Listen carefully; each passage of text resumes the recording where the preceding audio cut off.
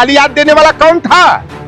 जो कभी नरेंद्र मोदी को अपना बहनोई मानता था, जीजा और दामाद मानता था, भगवान और हिंदू धर्म का रक्षक मानता था, उन्हीं बेईमानों ने गाली दिया कि आरक्षण यूजीसी बिल कहां से आई, तेलिया का माई भी परिवर्तन चौक पर लखनऊ में हमारे लड़के यूजीसी बिल के समर्थन में जो है धरना दिए, तो उनको लाठियों से पीट करके जो है मारा गया। उच्च शिक्षण संस्थाओं में आज भी एकलव्यों का अंगूठा द्रोणाचार्य के द्वारा काटा जा रहा है। 5 सदस्यीय कॉलेजियम के द्वारा सुप्रीम कोर्ट में, 3 सदस्यीय कॉलेजियम के द्वारा हाई कोर्ट में। जी ससुर जो है दामाद को जज बना देता है, ससुर जो है पतोहिया को जज बना देता है, और बाप बेटे को जज बना देता है। पूरी अब तक का इतिहास खंगालोगे तो पूरी हायर जुडिशरी में 200 परिवारों का और 2-3 जातियों का ही वर्चस्व है। इसी का मुद्दा लगातार चल रहा है। बहुजन सड़कों पर है, समर्थन में प्रदर्शन कर रहा है, लेकिन कहीं सुनवाई नहीं। आप देखो सैया भाई कोतवाल अब डर काहे का। साथियों नमस्कार। उत्तर प्रदेश में अब बहुजन यूजीसी कानून के समर्थन में सड़कों पर है, लगातार प्रदर्शन हो रहे हैं। कल लखनऊ में यूजीसी का समर्थन कर रहे छात्रों पर पुलिस का दमनात्मक कार्यवाही भी हुई, मारा पीटा गया। आज हम मौजूद हैं, हमारे साथ बातचीत करने के लिए बहुजनों की बहुत बड़ी आवाज चौधरी लौटर राम निषाद जी मौजूद हैं। हम इन्हीं से बातचीत करते हैं, सीधा नहीं जानते हैं। बहुत बहुत स्वागत है। धन्यवाद आपके चैनल के। आपके चैनल के जो भी व्यूअर हैं, मैं आग्रह करूंगा लाइक करके, सब्सक्राइब करके, शेयर करके जनता तक सही बात पहुंचाने में मदद करें। मेरा सवाल नेताजी यही है कि अब पहले आपने देखा होगा जब इस कानून की शुरुआत हुई, आने की सुगबुगाहट हुई, लगातार जो संवर समाज एक तरीके से कह लीजिए सड़कों पर उतरा और यूजीसी कानून का विरोध किया। अब बहुजन सड़कों पर है, क्या कहेंगे? देखिए पहली बात मैं बता दूं, आप तो यूजीसी का दौर देख रहे हो, हम मंडल कमीशन का दौर देखे हैं। मंडल कमीशन का मैं हिस्सेदार रहा, लेकिन आज का जो दौर चल रहा है यूजीसी का, वही सुप्रीम कोर्ट जिसके निर्देशानुसार यूजीसी रेगुलेशन एक्ट बनता है, और वही सुप्रीम कोर्ट अपने फैसले को बदलते हुए स्टे ऑर्डर दे देता है। तो ये कुल मिलाकर के भारतीय जनता पार्टी ने स्क्रिप्ट तैयार किया, क्योंकि इस समय न्यायपालिका पर पूरी तरह से वर्चस्ववाद कायम है। 200 परिवारों का, जब से हाई कोर्ट सुप्रीम कोर्ट बना है, 200 परिवारों का, जनेऊधारियों का वहां पर कब्जा है, वर्चस्ववादी मनुवादी ताकतों का कब्जा है। और वही दोनों फैसला देने वाले जज कौन है? दोनों जज का इतिहास खंगालिए। दोनों वही हैं जो हमारे बाप दादा को जमीन पर भी नहीं बैठने देते थे। उनके दरवाजे से कोई साइकिल पर चढ़ करके कोई हमारे वंचित तबके का व्यक्ति नहीं जा पाता था, नया कपड़ा पहन करके नहीं जा पाता था, जूता पहन करके नहीं जा पाता था। लेकिन उन्होंने फैसला तो इस आधार पे, उस पर स्थगन आदेश तो इस आधार पर लगाया ना। दलील तो यही थी कि उसमें जातीय भेदभाव फैल जाएगा। देखिए कहा जाता है कि कनवा को कनवा कहोगे, अनहरा को अनहरा कहोगे ना, तो वो ज्यादा चिढ़ता है। यानी कि जो लोग ये यूजीसी रेगुलेशन एक्ट के विरोध में सड़कों पर उतर गए, और वही गाली जो कभी जननायक कर्पूरी ठाकुर को दिया था, मोदी को एक प्रायोजित तरीके से जो ओबीसी भारतीय जनता पार्टी की ओबीसी SC ST विरोधी नीतियां हैं, वह उनसे कट करके समाजवादी पार्टी और पीडीए का अंग बनता जा रहा था, या भारतीय जनता पार्टी से दूर जा रहा था, उनका जलाधार खिसक रहा था। जिस ओबीसी SC ST के लोगों ने भारतीय जनता पार्टी को फर्श से उठाकर अर्श पर पहुंचाया, और जब ओबीसी इनसे दूरी बना करके चलने लगा, तो यह ओबीसी के लोगों को गुमराह करने के लिए कि वो मोदी तो ओबीसी के हित में काम कर रहे थे, समस्त समाज के लोगों ने विरोध किया। ये दोनों हाथ से लड्डू लेकर के चलने का काम कर रहे थे। और नरेंद्र मोदी को गाली क्या दिया? कभी आप देखे होंगे बिहार में तेजस्वी यादव की रैली के मंच पर एक भारतीय जनता पार्टी के द्वारा भेजा गया उसका बंधुआ मजदूर नरेंद्र मोदी की मां को गाली दे दिया। पूरा मीडिया ट्रायल करा करके मोदी की मां को गाली, मोदी की मां को गाली। और गाली याद देने वाला कौन था? जो कभी नरेंद्र मोदी को अपना बहनोई मानता था, जीजा और दामाद मानता था, भगवान और हिंदू धर्म का रक्षक मानता था, उन्हीं बेईमानों ने गाली दिया कि आरक्षण यूजीसी बिल कहां से आई, तेलिया का माई भी आई। ये देख करके ये स्क्रिप्ट जो तैयार की, एक FIR दर्ज हुआ, जो यूजीसी के विरोध में सड़कों पर उतरे, धरना प्रदर्शन किए। और कल परिवर्तन चौक पर लखनऊ में हमारे लड़के यूजीसी बिल के समर्थन में जो है धरना दिए, तो उनको लाठियों से पीट पीट करके जो है मारा गया, हवालात में बंद किया गया, हवालात में ले जाकर मारने पीटने गाली गलौज करने के बाद बाहर कर दिया गया। डर तुम्हें क्यों है?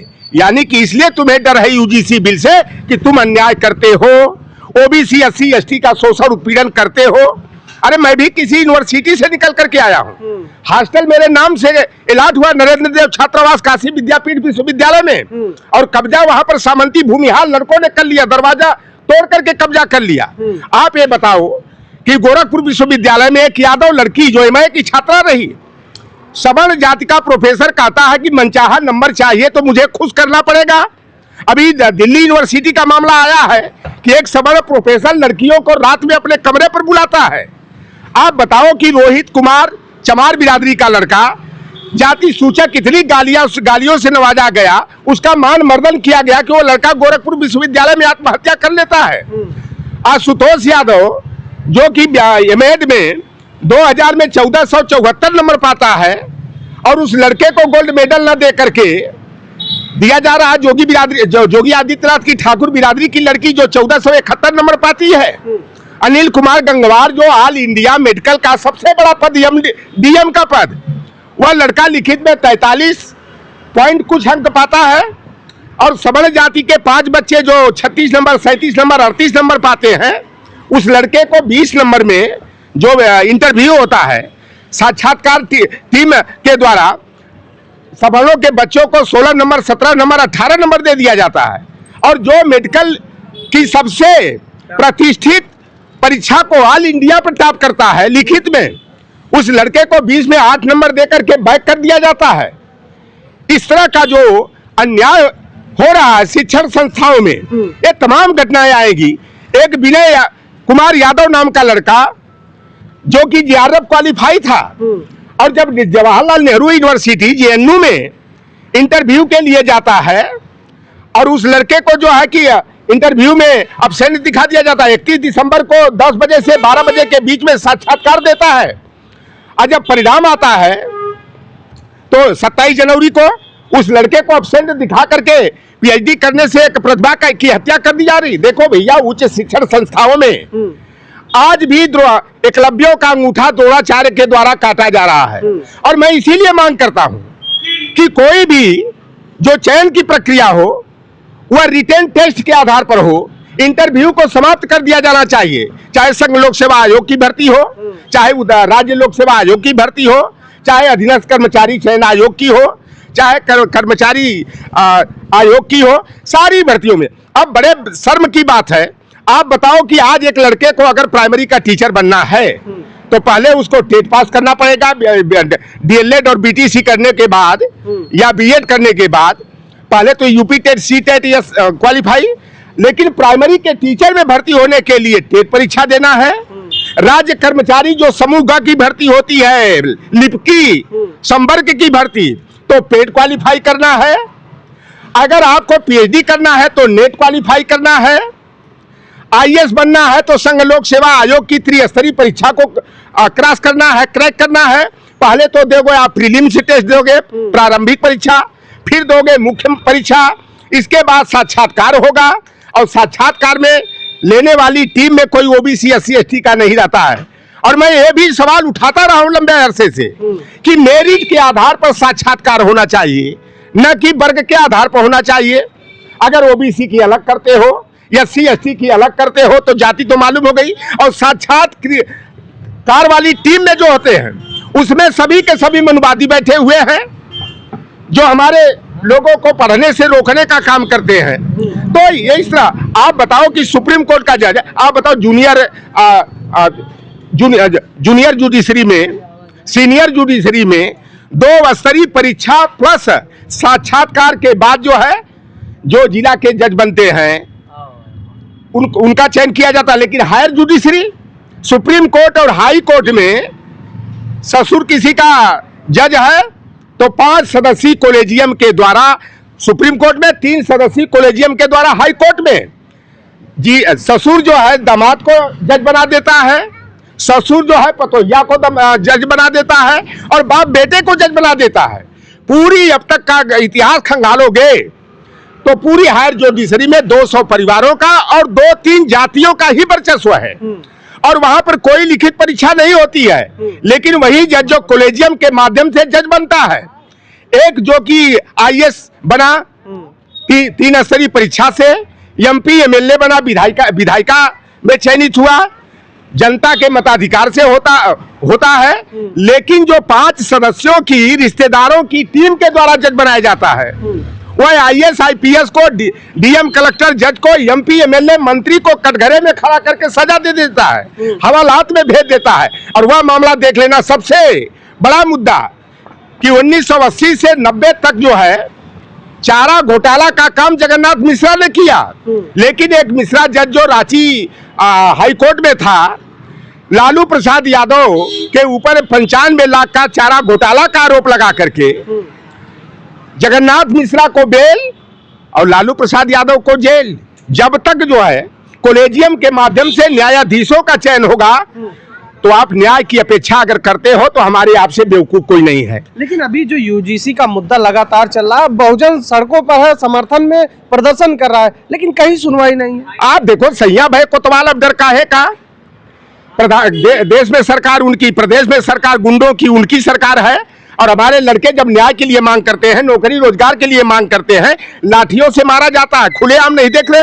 69,000 शिक्षक भर्ती में हमारे 18,000 जो है कि ओबीसी SC ST के बेटे और बेटियों की नौकरी छीन करके सामंती जाति के बच्चों को दे दिया गया।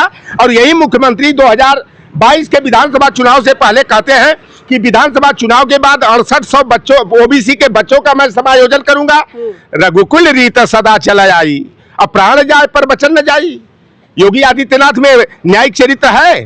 चेहरे के भाव भंगिमा को देखोगे तो अब हम लोगों की एक पिक्चर मिस्टर इंडिया आई थी ना, वही तस्वीर दिखाई देती है कि योगी आदित्यनाथ में रंच मात्र भी न्यायिक चरित्र नहीं है, एक राजा का गुण नहीं है, एक शासक का गुण नहीं है। इतने बड़े संवैधानिक पद पर बैठा हुआ व्यक्ति वह जो है जाति के चश्मे से देखता है। मुसलमान का बुलडोजर चला दो, मुसलमान का फुल एनकाउंटर कर दो, यादव का जो है जमीन घर मकान ध्वस्त कर दो। लेकिन अभी तक एक ठाकुर की संपत्ति कुर्क हुई, एक ठाकुर का एनकाउंटर हुआ, एक ठाकुर के घर पर बुलडोजर चला। यह है जातिवाद। और पूरी तरह से यह मनुस्मृति के विधान के आधार पर यह सरकारें, भारतीय जनता पार्टी नियंत्रित सरकारें जो है कि काम कर रही हैं। आज हमारे बच्चे यूजीसी में, मैं कहता हूं कि अगर 10 सदस्यीय जो कमेटी बनेगी उसमें हमारा हिस्सा दे दो भैया। उसमें 2 से 3 सदस्य हमारे ओबीसी के होने चाहिए, 2 सदस्य SC के होने चाहिए, 1 सदस्य ST का होना चाहिए, 1 महिला की भी भागीदारी उसमें होनी चाहिए, 1 दिव्यांग की भी हो। अगर तुम गलती नहीं करोगे तो डरते क्यों हो?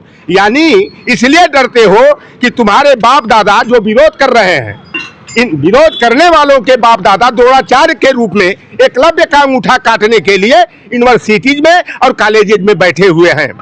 और देखिए, हम लोगों को तो विश्वास है कि जिस तरह मंडल कमीशन में के तहत हमें 27% का आरक्षण 2 वर्षों के बाद मिला, स्टे बैकेट हुआ। और हायर एजुकेशन में जो अर्जुन सिंह जी ने 3 मार्च 2006 को 27% आरक्षण दिया था, उस पर भी जो है मनुवादियों ने जो है कि स्टे लिया था। लेकिन हमें जो है 10 अप्रैल जो है कि 2008 को जीत मिली।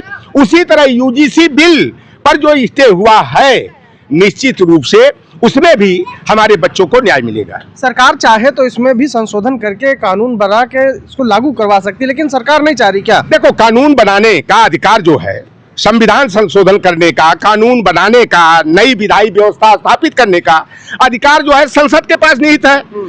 तो संसद के ही तो जो 31 सदस्यों ने बिल को बनाया, तो वो तो राज्यसभा लोकसभा के सांसद ही थे ना, और सुप्रीम कोर्ट उस पर रोक लगा दिया। ये भारतीय जनता रोक सुप्रीम कोर्ट ने नहीं, भारतीय जनता पार्टी वालों ने लगवा दिया। इसलिए कि देखो, मोदी की सरकार ओबीसी SC ST के हित में कदम आगे बढ़ा रही थी, लेकिन सुप्रीम कोर्ट ने रोक लगा दिया। तो हम लोग इतने गंवार हैं, वही अनाज खाते हैं, हम लोग अनाज नहीं खाते हैं, दाल और दूध नहीं खाते हैं। तो यह हमारे ओबीसी SC ST को यूजीसी रेगुलेशन एक्ट के नाम पर जिस तरह से गुमराह करने का प्रयास कर रहे हैं। देखो भैया, कहा जाता है ना कि जब बिल्ली का मुंह एक बार गर्म दूध से जल जाता है ना, तो वह छाछ माथा भी फूंक करके पीती है। और भारतीय जनता पार्टी का जो असली चाल और चरित्र है, हम लोग भली भांति हमारे लोग समझ गए हैं। एक कहावत हमारे यहाँ कही जाती है कि अगर कोई व्यक्ति यह सोचे कि दूध की रखवाली हम बिल्ली से करा लेंगे, मेमना की रखवाली हम जो है कि शेर या जंगली कुत्ते से करा लेंगे, तो भैया जो मंडल कमीशन का विरोधी है उससे ओबीसी एससी एसटी के न्याय की, सम्मान की अगर अपेक्षा करते हो तो ऐसा सोचने वाला व्यक्ति महामूर्ख है। ठीक है, बातचीत करने के लिए बहुत बहुत धन्यवाद। हमारे साथ चौधरी लौटा राम निषाद जी थे, जिनसे तमाम चर्चा हुई।